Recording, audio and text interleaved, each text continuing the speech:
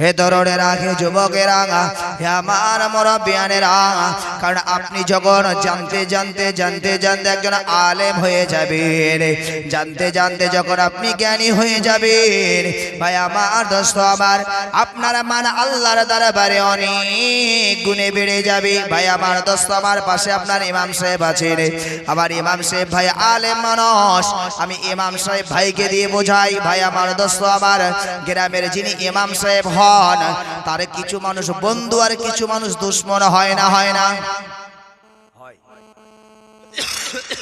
কিছু মানুষ বন্ধু, কিছু মানুষ দুশ্মন হয়। যারা বন্ধু হয় নসিবটা খুলে যায়, একবার জোরে বলুন। আর যারা দুশ্মন হয়, আমার কথা নয়, হে তরুণেরা, যুবকেরা, বিশ্বনবী সরওয়ারে কায়নাত রাসূল পাক সাল্লাল্লাহু আলাইহি ওয়াসাল্লাম তিনি বললেন, হে আমার উম্মত উম্মতেরা, মনে রাখো, পৃথিবীতে একজন কাফের ছিল, যার নামটা ইতিহাসের পাতায় জলজল করে, যার লাশটা এখনো পর্যন্ত দুনিয়ার জিন্দেগিতে মানুষের উদাহরণ হিসাবে রেখেছেন। ভাই আমার দোস্ত আমার, কোরআন বলে এই ফিরাউনের লাশ কিয়ামত পর্যন্ত আমার আল্লাহ দুনিয়াতে রেখে দেবে। হে তরুণেরা, যুবকেরা, সেই ফিরাউনের ঘরে তার স্ত্রী হযরতে মা আসিয়া আলাইহিস সালাতু ওয়াস সালাম, আমার রব আমার আল্লাহ যাকে জান্নাতি ঘোষণা দিয়েছেন, এই সেই মা আসিয়া, যে মা আসিয়া সম্পর্কে নবীজি সাল্লাল্লাহু আলাইহি ওয়াসাল্লাম বলেন, তার জান্নাতে যাওয়ার, তার ঈমানের স্বাদ পাওয়া মহান আল্লাহ পাক কবুল করেছেন। শুধুমাত্র হযরতে মুসা আলাইহিস সালাতু ওয়াস সালাম, তিনি হলেন আল্লাহর পয়গম্বর, তিনি হলেন আল্লাহর দূত, তিনি হলেন একজন জ্ঞানী মানুষ। এই হযরতে মুসা নবীকে ভালোবাসার খাতিরে রব্বুল আলামিন আল্লাহ পাক হযরতে মা আসিয়া আলাইহিস সালামকে আমার রব আমার আল্লাহ মরণের বিছানায় তাকে ঈমানের কালেমা নসিব করেছিলেন। হে তরুণেরা, যুবকেরা, হে আমার মুরব্বিয়ানেরা, এবার আর অন্য একটা হাদিস জানা যাক। বিশ্বনবী সরওয়ারে কায়নাত রাসূল পাক সাল্লাল্লাহু আলাইহি ওয়াসাল্লাম বললেন, হে আমার উম্মত উম্মতিরা, মনে রাখো, যারা পৃথিবীর জমিনে আমি রাসূলুল্লাহ, আমি নবী মুহাম্মদ মুস্তাফা সাল্লাল্লাহু আলাইহি ওয়াসাল্লাম, যারা আমাকে ভালোবাসবে, যারা আমাকে মহব্বত করবে, ওই সমস্ত আমার উম্মত উম্মতি তারা আমার আল্লাহর জান্নাত লাভ পাবে। হে তরুণেরা, যুবকেরা, হে আমার মুরব্বিয়ানেরা, পাশাপাশি বিশ্বনবী আমার বললেন, হে আমার উম্মত উম্মতিরা, মনে রাখো, আমি রাসূল সারা জীবন পৃথিবীতে থাকব না, আমি বিশ্বনবী দুনিয়া থেকে বিদায় নেব। আমি রাসূলুল্লাহ বিদায় নেবার পরে সারা পৃথিবী ব্যাপী একদল সম্প্রদায় থেকে যাবে, যারা কিনা আমি রাসূলুল্লাহ আমার ওয়ারিস হয়ে যাবে। যারা আমি রাসূলুল্লাহ আমার ওয়ারিস হয়ে যাবে, কারা তারা? বিশ্বনবী সরওয়ারে কায়নাত নবীজি সাল্লাল্লাহু আলাইহি ওয়াসাল্লাম বললেন, ক্বালান নবী সাল্লাল্লাহু আলাইহি ওয়াসাল্লাম, আল উলামা ওয়ারাসাতুল আম্বিয়া। হে দুনিয়ার উম্মত উম্মতিরা, আমি বিশ্বনবী জানিয়ে দিলাম, তারা পৃথিবীর জমিনে আমার ওয়ারিস, তারা আমার পৃথিবীর জমিনে পরিবার, যারা সমাজে আলেম হিসাবে খ্যাতি অর্জন করবে। ভাই আমার দোস্ত আমার, যারা কোরআন এবং হাদিসের আলোকে পাণ্ডিত্য লাভ করবে, তারাই হবে আমার ওয়ারিস, তারাই হবে আমার পরিবার। হে আমার উম্মত উম্মতিরা, শোনো, আমি রাসূল পাক সাল্লাল্লাহু আলাইহি ওয়াসাল্লাম জানিয়ে দিই, যারা রাসূলকে ভালোবাসলে জান্নাত পাবে। আমি রাসূল সারা জীবন পৃথিবীতে থাকব না, কিন্তু আমি বিশ্বনবী সোনার জবানে জানিয়ে দিই, যারা পৃথিবীতে আমার ওয়ারিস, আমার পরিবার তথা আলেমদেরকে ভালোবাসবে, আমি রাসূল পাক জানিয়ে দিই, তাদের কওম মহান আল্লাহ জান্নাত দান করে দেবে। হে তরুণেরা, যুবকেরা, হে আমার মুরব্বিয়ানেরা, শোনো, আমি রাসূল পাক জানিয়ে দিলাম, মহান আল্লাহ আমাকে বড় ভালোবাসেন, বড় পেয়ারা করেন। যদি আমি রাসূলুল্লাহ, আমার সাথে আমার কোন উম্মত উম্মতি, আল্লাহর কোন বান্দা বান্দি যদি কেউ যদি দুশমনি করে, আমার সাথে খারাপ আচরণ করে, আমি রাসূল পাক জানিয়ে দিই, তারা কাল কিয়ামতের দিনে ময়দানে মাহশরে হাসরের দিনে আমার আল্লাহ পাক আল্লাহ তাআলা তাদেরকে জাহান্নামের গাড্ডায় নিক্ষেপ করবে। তবে উম্মত উম্মতি মনে রাখো, আমি বিশ্ব নবী জানিয়ে দিলাম পৃথিবীতে একদল আলেম হিসেবে যারা থাকবে, যারা হবে আমার ওয়ারিস, যারা হবে আমার পরিবার, এই আলেম মানুষগুলি, এই পরিবারের মানুষগুলিকে যারা হিংসা করবে, বিদ্বেষ করবে, যারা এই আলেমদের সাথে খারাপ আচরণ করবে, আমি রাসূল পাক সাল্লাল্লাহু আলাইহি ওয়াসাল্লাম জানিয়ে দিলাম আমার খাতিরে আল্লাহ আলেমদেরকে এত সম্মান এত ইজ্জত দিয়েছে। এই আলেমের সাথে খারাপ আচরণের কারণে ওই মানুষগুলোকেও আমার আল্লাহ জাহান্নামের গাড্ডায় ফেলবে। এবার একটু চিন্তা করুন ভাই আমার দোস্ত আমার, যদি সত্যি সে হকপন্থী আলেম না হয়, ভাই আমার দোস্ত আমার, আল আলিমুনা কুল্লুহুম হালিকুনা ইল্লাল আমিলুন। পৃথিবীতে এক শ্রেণীর আলেম আছে যাদের ভিতরে আমল নাই, যারা জ্ঞান অর্জন করেছে, জ্ঞানের উপরে তারা জীবন বাসর করে না, পৃথিবীতে তারা আলেম হিসেবে খ্যাতি অর্জন করেছে, কিন্তু সেই আলেমের জ্ঞানের উপরে সে ইবাদত উপাসনা আমল করে না। ভাই আমার দোস্ত আমার, এদেরকে বিকার বরবাদি বলা হয়েছে। যারা প্রকৃতপক্ষে আলেম, যারা প্রকৃতপক্ষে জ্ঞানী মানুষ, এই মানুষগুলোর সাথে আপনি খারাপ আচরণ করতে পারবেন না, খারাপ ব্যবহার করতে পারবেন না, ঠিকানা আপনার জাহান্নাম হয়ে যেতে পারে। হে তরুণেরা, যুবকেরা, বিশ্বনবী সরওয়ারে কায়নাত রাসূল পাক সাল্লাল্লাহু আলাইহি ওয়াসাল্লাম বলেছেন, হে আমার উম্মত উম্মতিরা মনে রাখো, আমি রাসূল পাক সাল্লাল্লাহু আলাইহি ওয়াসাল্লাম জানিয়ে দিই, কোন এই আলেমরা, এই আলেম সম্প্রদায় আমি কিয়ামত পর্যন্ত আমি রাসূল দুনিয়াতে থাকব না।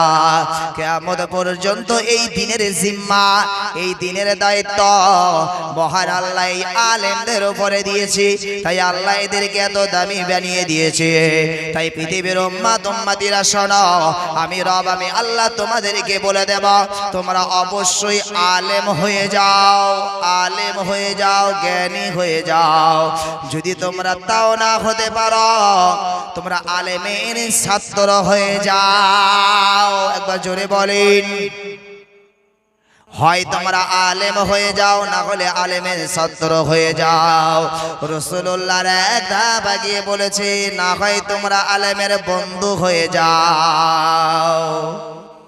হে তরুণেরা, যুবকেরা, হে আমার মুরব্বিয়ানেরা, যদি তোমরা তাও না হতে পারো, বন্ধু যদি না হতে পারো, ছাত্র যদি না হতে পারো, আলেম যদি না হতে পারো, অন্তত তোমরা আলেমদেরকে মহব্বত করো। আমি এই কথাগুলি বলার কারণ হচ্ছে ভাইটাল এই বিষয়গুলি আমরা সমাজে এই সমস্ত পাপে জর্জরিত, এই সমস্ত অপরাধে জর্জরিত। আমি ওই জন্য খালি আমরা বর্তমান পরিস্থিতিতে যে পাপগুলি নিয়ে আমরা চলছি, এই পাপগুলির বিষয়েই আমার আলোচনা। ভাই, আজ সমাজে আলেমদেরকে নিয়েও হচ্ছে, ইমামদেরকে নিয়েও হচ্ছে। আমি এই রকমটা বুঝি, ইমাম পছন্দ নয়, আলেম পছন্দ নয়, তাকে বেইজ্জতি নাই, ভাই চলে যান। কারণ আলেম ইমামদের তো এটা রেজিস্ট্রি করা কোনো সম্পত্তিও নয়, কিন্তু আলেমদের সাথে ইমামদের সাথে খারাপ আচরণ করবেন না, খারাপ ব্যবহার করবেন না। মহান আল্লাহ পাক কোরআনে কারিমে ইমামদের একটা সম্মান দিয়েছে, তবে এই ইমামদের সম্পর্কে যাচাই বাছাইয়ের একটা ব্যাপার আছে। ওয়া উলিল আমরি মিনকুম, ইমামদের মানাকেও কোরআনের ভাষায় ফরজ করেছেন, কিন্তু এই ওয়া উলিল আমর অর্থাৎ এই ইমামদের কথা বলা হয়েছে যদি ইমাম ঠিক হয়। সেই ইমাম যদি দ্বীনের সাথে, ইসলামের সাথে, কোরআনের সাথে তাদের যদি পাবন্দি থাকে, সেই ইমাম যদি হাক্কানি ইমাম হন, তাহলে সেই ইমামকে মানা হলো ফরজে আইন। ওই জন্য খেয়াল রাখতে হবে। আজ সমাজের ভিতরে, আমাদের এই সমাজের ভিতরে বিভিন্নভাবে আমরা ফিতনায় লিপ্ত। এই ফিতনা থেকে আমাদেরকে বাঁচতে হবে। এই ফিতনার জন্য হয়তো জীবনে আমাদের নামাজের মতন ইবাদত আছে, রোজার মতন ইবাদত আছে, দান আছে, হজ আছে, যাকাত আছে, কিন্তু কিয়ামতের দিনে হয়তো আমরা আটকে যাব। কিয়ামতের দিনে হয়তো আমরা আটকে যাব। হে তরুণেরা যুবকেরা বিশ্বনবী সরওয়ারে কায়নাত রাসূল পাক সাল্লাল্লাহু আলাইহি ওয়াসাল্লাম সাহাবীদেরকে ডেকে বললেন ইয়া সাহাবীরা বলো সবথেকে অসহায় কারা সবথেকে অসহায় কারা পৃথিবীতে সবথেকে অসহায় কারা বিশ্বনবী সাহাবীরা বলতে লাগলেন হুজুর কেউ বলেন গরীব কেউ বলেন যার এই নাই তাই নাই যার সন্তান নাই যার বিবি নাই যার বাপ নাই যার মা নাই এক একজন এক এক ভাবে এক একজন এক এক রকম ভাবে জবাব দেন বিশ্বনবী আমার বললেন সাহাবীরা শোনো কিয়ামতের দিনে ময়দানে মাহশরে হাসরের দিনে সবথেকে বড় অসহায় কারা জানো ওই সময় সাহাবীরা বললেন আল্লাহ এবং আল্লাহর রাসূল ভালো জানে হে তরুণেরা যুবকেরা হে আমার মুরব্বিয়ানেরা বিশ্বনবী সরওয়ারে কায়নাত রাসূল পাক সাল্লাল্লাহু আলাইহি ওয়াসাল্লাম ওই সময় ডেকে বললেন সাহাবীরা শোনো আমি রাসূল পাক জানিয়ে দিলাম কিয়ামতের দিনে ময়দানে মাহশরে সবথেকে বেশি অসহায় হবে সবথেকে বেশি বিপদগ্রস্ত হবে তারা যারা কিয়ামতের দিনে ময়দানে মাহশরে দাঁড়িয়ে যাবে ভাই আমার দোস্ত আমার যখন দাঁড়িয়ে তারা যাবে এক একজন মানুষ চলে আসবে ভাই আমার আল্লাহ তাদের জান্নাতের সার্টিফিকেট দেবেন বলবে আল্লাহ আমি দুনিয়ায় নামাজ পড়েছি রোজা রেখেছি আমার অর্থ ছিল আমি হজ করেছি দান খায়রাত করেছি আল্লাহ মসজিদ বানিয়ে দিয়েছি মিনার বানিয়ে দিয়েছি ঈদগাহ কিনে দিয়েছি আল্লাহ মসজিদে আমি জমি দান করেছি আল্লাহ আল্লাহ বলবে বান্দা চলে এসো এই নাও তোমার জন্য জান্নাতের সার্টিফিকেট নবীজি সাল্লাল্লাহু আলাইহি ওয়াসাল্লাম বললেন ইয়া আমার উম্মত উম্মতিনা মনে রাখো যখন বিশ্ব মহান আল্লাহ যখন ওই বান্দার হাতে সার্টিফিকেটটা তুলে দেবেন এমন সময় দেখা যাবে একদল মানুষ ছুটে ছুটে চলে আসবে ইয়া রাব্বি আল্লাহ এই মানুষটা জান্নাতে যাবে তবে ইয়া রাব্বি আল্লাহ আপনার দরবারে আজ আমি আপনার কাছে বিচার দিলাম হে আমার রব হে আমার আল্লাহ এই মানুষটা আমার জমিনের পাশে তার জমিনটা ছিল হে আমার রব আমার আল্লাহ আমার জমিনটা কেটে কেটে কেটে কেটে ওর জমিনের ভিতরে ঢুকিয়ে নিয়ে দীর্ঘদিন চাষবাস করেছিল আল্লাহ আল্লাহ আমি আজ বিচার চাই আল্লাহ বলবে হে বান্দা তুমি এই কাজ করেছিলে এর জন্য আমি রব্বুল আলামিন আল্লাহ আহকামুল হাকিমিন সমস্ত বিচারকের বিচারক আমি কিয়ামতের দিন আজ তার বদলাটা ফিরিয়ে দিতে চাই ভাই আমার দোস্ত আবার ওই সময় তার নেকির অর্থ থেকে নেকির ব্যাগ থেকে নেকিগুলো বের করে তাকে দিয়ে দেওয়া হবে বদলাটা আমার আল্লাহ দিয়ে দেবেন আর একজন ছুটে আসবেন ইয়া রাব্বি আল্লাহ সে দুনিয়ার জমিনে সে আমি গরিব ছিলাম অসহায় ছিলাম আল্লাহ সর্বদা আমার উপরে তার হিংসা তার বিদ্বেষ ছিল হে আমার রব হে আমার আল্লাহ যে তাকে আপনার কাছে বিচার করতে দিলাম এই সময় রব্বুল আলামিন আল্লাহ বলবেন হে দুনিয়ার বান্দা তুমি আর অর্থ আল্লাহ দিয়েছিল তুমি নামাজি জাকিরিন হয়েছিলে কিন্তু মানুষের সাথে তোমার খারাপ ব্যবহার ছিল সে যে তোমার প্রতি কষ্ট পেয়েছে দুঃখ পেয়েছে আজ তার বদলা আমি রাসূলুল্লাহ তোমার থেকে নিয়ে দিয়ে দেব হে তরুণেরা যুবকেরা বিশ্বনবী সরওয়ারে কায়নাত রাসূল পাক সাল্লাল্লাহু আলাইহি ওয়াসাল্লাম বলেন এইভাবে একে একে মানুষ চলে আসবে হে রাব্বি আল্লাহ কেউ বলবে আমাকে দুনিয়াতে মেরেছিল কেউ বলবে হে রব হে আল্লাহ সে দুনিয়ার বুকে আমার উপরেই জুলুম করেছিল এমনি করে তার কাছ থেকে সমস্ত নেকিগুলো দিয়ে দেওয়া হবে একটা সময় তার ঝুলির নেকিগুলো ফাঁকা হয়ে যাবে হে তরুণেরা যুবকেরা দেখা যাবে আরো কিছু সংখ্যক মানুষ দুনিয়ায় তারা আছে ওই দুনিয়ার মানুষগুলো তারা আবার লাইনে দাঁড়িয়ে যাবে হে রাব্বি আল্লাহ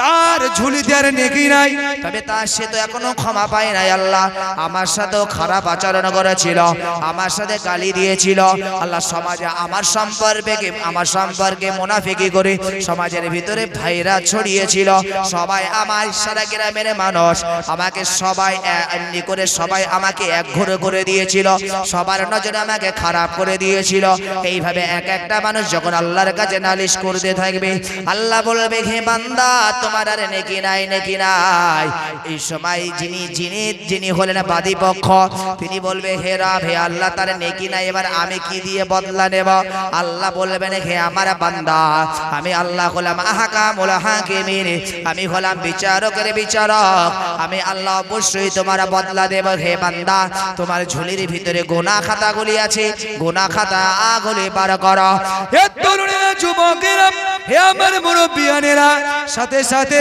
আল্লাহর বান্দা তার ঝুলি থেকে গোনাগুলো বার করা হবে। ওই গোনাগুলো তার ঝুলিতে দেওয়া হবে। নেকির ঝুলি ফাঁকা, নেকির ঝুলিতে এবার গোনা ভরতে থাকবে। এইভাবে একটা দুটা পাঁচটা করে মানুষ আস্তে আস্তে তার এমনি করে ওই নেকির পাল্লাটাও গোনায় ভরে যাবে। ভাই আমার দোস্ত আমার, একটা সময় দেখা যাবে তার ঝুলিতে নেকি নাই। গোনা যদি 10টা করেছিল, আরো 10টা গোনা তার ঝুলিতে পড়ে গেল। ভাই আমার দোস্ত আমার, বিশ্ব নবী সরওয়ারে কায়নাত নবীজি সাল্লাল্লাহু আলাইহি ওয়াসাল্লাম বলেছেন, হে আমার উম্মত উম্মতিরা মনে রাখো, আমি রাসূল পাক সাল্লাল্লাহু আলাইহি ওয়াসাল্লাম জানিয়ে দিই, ওই মানুষটাই কিয়ামতের দিনে ময়দানে মাহশরে হাসরের দিনে সবথেকে অসহায় হবে। হে তরুণেরা, যুবকেরা, এ কথা বলার পিছনে আমার উদ্দেশ্য রয়েছে। ভাই আমার দোস্ত আমার, আমাদের সামনেই আসছে ইলেকশন। ভাই আমি ইলেকশন সম্পর্কে কথা বলছি না, তবে আমার মূল যে কথাটি বলা, এই ইলেকশন আসলে মুসলমানের মাথা ঠিক থাকে না। ভাই আমার দোস্ত আমার, নিউজে দেখলে দেখা যায় একবার আমডাঙ্গার খবর, একবার ভাঙড়ের খবর। কোথায়? যেখানে আছে আমাদের হুজুররা, সব থেকে সেই খবর বেশি হয়। হে তরুণেরা, যুবকেরা, হে আমার মুরব্বিয়ানেরা, আল্লাহ আমাদেরকে ঈমানওয়ালা বানিয়েছেন, আল্লাহ আমাদেরকে মানুষ হিসেবে পাঠিয়েছেন, আল্লাহ আমাদেরকে আল্লাহর বিশ্বাসী বান্দা হিসেবে পাঠিয়েছে। বিশ্বাসঘাতকতা করবেন না। ভাই আমার দোস্ত আমার, রাজনীতি করুন, রাজনীতি করা নিষেধ নয়, রাজনীতি করুন, অসুবিধা নাই। কারণ ভারতবর্ষের নাগরিক হিসাবে রাজনীতি আমাকেও করতে হয়, আমিও করি। কারণ নিশ্চয়ই আমার এই দেশের আমি গণতান্ত্রিক প্রক্রিয়া আমি একজন নাগরিক, আমাকে এই দেশে একজনকে ভোট দিতে হয়। অর্থাৎ আমিও রাজনীতি করি, আপনিও রাজনীতি করেন, রাজনীতি করা অসুবিধা নাই। ভাই এটা হলো আমার দেশের সংবিধান। ভাই আমার দোস্ত আমার, তবে এই রাজনীতি করতে করতে আমরা যারা ভাই ভাইয়ের সাথে দুশ্মনী না শুরু করি, ভাই প্রতিবেশীর ভিতরে যেন দুশ্মনী না করি, একে অপরকে যেন আমরা হত্যা না করি। হে তরুণ যুবকেরা, মনে রাখুন, বিশ্ব নবী সরওয়ারে কায়নাত নবী পাক সাল্লাল্লাহু আলাইহি ওয়াসাল্লাম বলেছেন, হে আমার উম্মত উম্মতিরা মনে রাখো, আমি বিশ্ব নবী জানিয়ে দিলাম, যদি পৃথিবীর কোনো একজন উম্মত কোনো একটা উম্মতকে যদি হত্যা করে, আমি রাসূল পাক সাল্লাল্লাহু আলাইহি ওয়াসাল্লাম জানিয়ে দিলাম, সারা পৃথিবীতে আমার কোটি কোটি কোটি কোটি উম্মত আছে, সারা পৃথিবীতে কোটি কোটি আমার উম্মত আছে। আমি রাসূল পাক সাল্লাল্লাহু আলাইহি ওয়াসাল্লাম জানিয়ে দিই, না না না, তার জীবনে একটা হত্যার গণনা নয়, সারা পৃথিবীর আমার উম্মতদেরকে হত্যা করলে যে গুনাহ হয়, এই গুনাহ তার নামায়ে লেখা হয়। হে তরুণেরা, যুবকেরা, হে আমার মুরব্বিয়ানেরা, আমরা যদি খালি মনে করি নামাজের ভিতরে আছে জান্নাত, রোজার ভিতরে আছে জান্নাত, হজের ভিতরে আছে জান্নাত, না ভুল। ভাই আমার দোস্ত আমার, মনে রাখতে হবে, আল্লাহ আমাদেরকে পাঠিয়েছেন, আমা খলাকতুল জিন্না ওয়াল ইনসা ইল্লা লিয়াবুদুন। আমার আল্লাহ বললেন, দুনিয়ার মানুষ শুনে রাখো, আমি রব্বুল আলামিন আল্লাহ পাঠিয়েছি শুধুমাত্র কেবলমাত্র আমি রব, আমি আল্লাহ, তোমরা আমার ইবাদত করবে, তোমরা আমার ইবাদত করবে। ইবাদত শব্দের অর্থ হলো আদেশকে মানা, নিষেধগুলিকে বর্জন করা। ইবাদত মানে খালি নামাজ নয়, ইবাদত মানে খালি রোজা নয়, ইবাদত মানে খালি হজ নয়, ইবাদত মানে খালি যাকাত নয়। ভাই আমার দোস্ত আমার, আপনি যেমন নামাজ পড়বেন, রোজা রাখবেন, হজ করবেন, মিথ্যাটা ছেড়ে দেবেন, এটা হলো ইবাদত। সুদকে ছেড়ে দেবেন, এটা হলো ইবাদত। ঘুষকে ছেড়ে দেবেন, এটা হলো ইবাদত। আপনি মানুষকে হত্যা করবেন না, এটা হলো ইবাদত।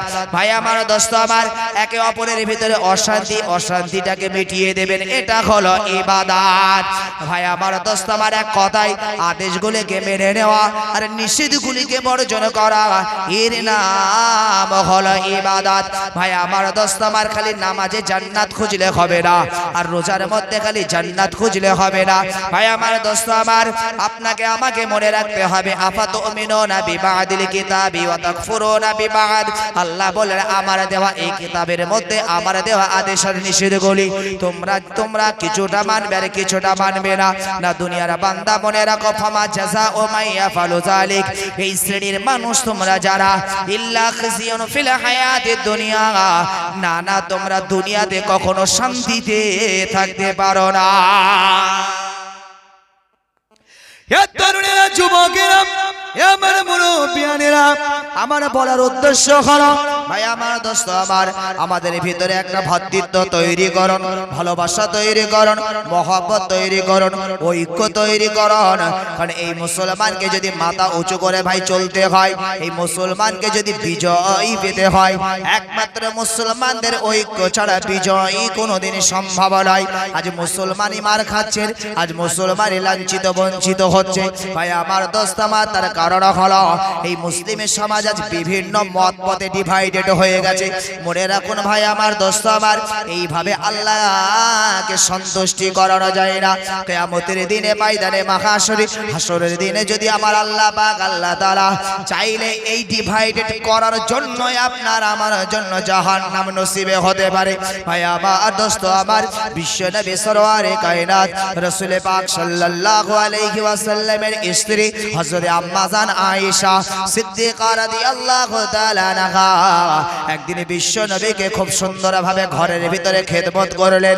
এই খেদমত করার পরে বিশ্ব নবী আমার হযরত আম্মা জান আয়েশাকে ডেকে বলছেন, হে আমার বিবি আয়েশা শোনো, আমি রাসূল পাক সাল্লাল্লাহু আলাইহি ওয়াসাল্লাম আজ তোমার প্রতি বড় খুশি হয়েছি বিবি।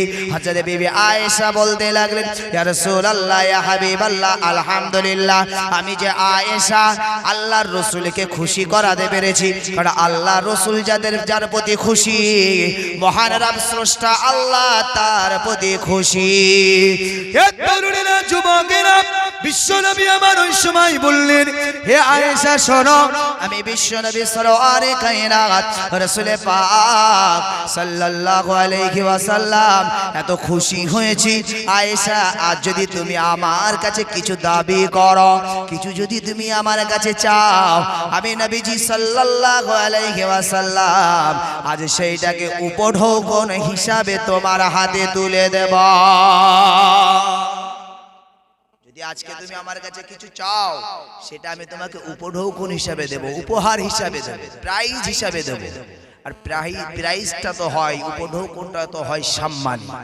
আর রাসূলুল্লাহকে আম্মা জান আয়েশা প্রাইজ দেবে আর আম্মা জান আয়েশা নেবেন না, এটা তো হয় না। আমার বলার একটা উদ্দেশ্য আছে। হে তরুণেরা, যুবকেরা, আজ যদি আম্মা জান আয়েশা সিদ্দিকা রাদিয়াল্লাহু তাআলা আনহাকে লক্ষ্য করে বিশ্ব নবী আমার বললেন, হে বিবি আয়েশা শোনো, আমি রাসূল পাক সাল্লাল্লাহু আলাইহি ওয়াসাল্লাম আজ কথা দিলাম, যে জিনিসটা তুমি আমি রাসূলুল্লাহ আমার কাছে চাইবে, আমি বিশ্ব নবী তোমাকে সেই উপহারটাই দেব। আম্মা জান আয়েশা সিদ্দিকা রাদিয়াল্লাহু তাআলা আনহা তিনি যে রাসূলুল্লাহর কাছে কি চাইবেন নিজে নিজে সিদ্ধান্ত নিতে পারলেন না, নিজে নিজে ঠিক করতে পারলেন না। হায় রাসূলুল্লাহর কাছে আমি চাইবো, এমন কি চেয়ে ফেলবো যা রাসূলুল্লাহ যদি দিতে না পারেন বড় লজ্জিত হয়ে যাবে, শর্মিন্দা হয়ে যাবে। কারণ আমার আপনার নবী বিশ্ব নবী সরওয়ারে কায়নাত রাসূল পাক সাল্লাল্লাহু আলাইহি ওয়াসাল্লাম তিনি গরিবী হালাত পছন্দ করতেন, গরিবী হালাতে তিনি জিন্দেগি বাসর করতেন। আম্মা জান আয়েশা হুজুর জানেন, বিশ্ব নবীকে আম্মা জান আয়েশা বিশ্ব নবী সম্পর্কে বললেন, হে দুনিয়ার মানুষ শোনো, আমি একদিন আম্মা জান আয়েশা সিদ্দিকা রাদিয়াল্লাহু তাআলা আনহা আমি আমার হুজরার ভিতরে আছি, এমন সময় আমার হুজরার সামনে দিয়ে বিশ্ব নবী আমার অন্য আমার বুবু জানের ঘরে যাচ্ছিলেন। এমন সময় আমি আয়েশা সিদ্দিকা রাদিয়াল্লাহু তাআলা আনহা বিশ্ব নবীকে ডাকে দিলাম, ইয়া রাসূলুল্লাহ, ইয়া হাবিবাল্লাহ, হুজুর দয়া করে একটু আমার ঘরে আপনি আসুন। বিশ্ব নবী আমার বললেন, হে আয়েশা, খবরদার খবরদার, অন্য বিবির হক তুমি নষ্ট করবে না।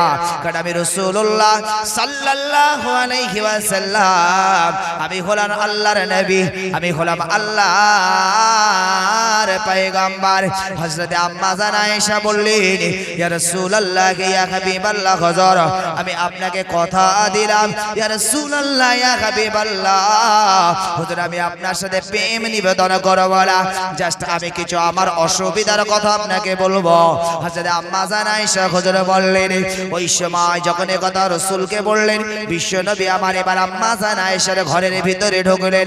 আম্মা জান আয়েশা বললেন, ইয়া রাসূলুল্লাহ, ইয়া হাবিবাল্লাহ হুজুর আমার শরীরের যে পোশাকটা দেখতে পান আমার শরীরের যে কাপড়টা আপনি দেখতে পান হুজুর এই কাপড়টার পরার অবস্থায় নাই এ তরুণীরা যুবকেরা আম্মা জানা আয়েশা সিদ্দিকা রাদিয়াল্লাহু তাআলা আনহা বলছেন ইয়া রাসূলুল্লাহ ইয়া হাবিবাল্লাহ হুজুর আমি যে কাপড়টা পরে একটু ইবাদত করব আমি যে কাপড়টা পরে একটু নামাজ পড়ব হুজুর এই কাপড় দ্বারা আর সম্ভব হচ্ছে না বিশ্বনবী সাল্লাল্লাহু আলাইহি ওয়াসাল্লাম হুজুর আমার ওই সময় মনে মনে ভাবলেন আয়েশা আমার কাছে একটা কাপড়ের দাবি রেখেছি নবীজি বললেন হে আয়েশা আমি রাসূলুল্লাহ তুমি আমার অবস্থার খবর জানো আমি বিশ্বনবী তোমাকে কাপড়ের ব্যবস্থা করে দিতে পারবো না তবে আমি রাসূল পাক সাল্লাল্লাহু আলাইহি ওয়াসাল্লাম তোমাকে বলবো আয়েশা কাপড়টাকে একটু সেলাই করে করে পড়ো আম্মা জান আয়েশা বললেন ইয়া রাসূলুল্লাহ ইয়া হাবিবাল্লাহ হুজুর আমি যে আমার এই কাপড়টাকে সেলাই করাবো হুজুর আমারও ইচ্ছে হলো নতুন কাপড় নেওয়ার নাই আমি আয়েশা আমার ইচ্ছা হলো কাপড়টাকে সেলাই করা কিন্তু ইয়া রাসূলুল্লাহ ইয়া হাবিবাল্লাহ হুজুর আমার হুজরাটা হলো একেবারে অন্ধকার হুজুর আমার ঘরের ভিতরে এমন কোন জ্বালানি তেল নাই যে জ্বালানি তেলটা জ্বালিয়ে আমি আয়েশা আমি আমার কাপড়টাকে সেলাই করব